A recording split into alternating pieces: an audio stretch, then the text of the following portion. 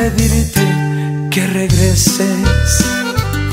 Te ves muy linda, te arreglaste tu cabello, pero sería una estupidez, pues me darías otro revés y me pondrías otra vez la soga al cuello. He perdonado todo el daño que me hiciste. Corté la rosa y me sangraron tus espinas. Sería muy tonto al regresar, me volverías a traicionar. Y es que el coyote no comercia con gallinas. Toco madera, contigo no voy a volver por 3 razones.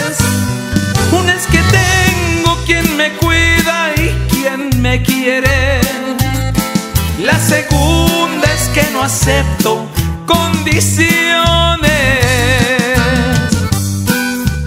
Y la tercera es que al mirarte me acordé de tus traiciones.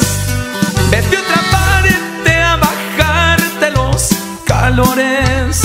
Ojalá y no regreses para que nunca, nunca, nunca más me estorbes. Y como dice el dicho, mucho ayuda el que no estorba.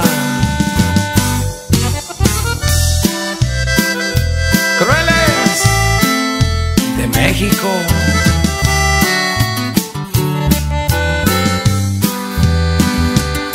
Estuve a punto de faltar al juramento, de no buscarte y no invocarte con la mente.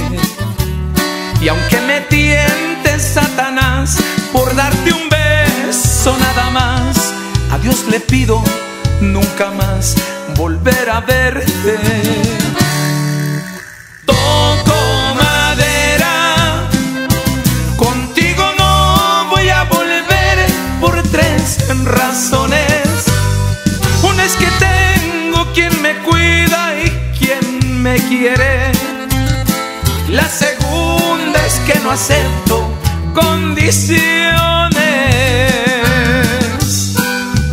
Y la tercera es que al mirarte me acordé de tus traiciones.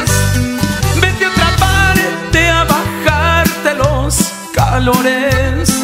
Ojalá y no regreses para que nunca, nunca, nunca más me estorbes.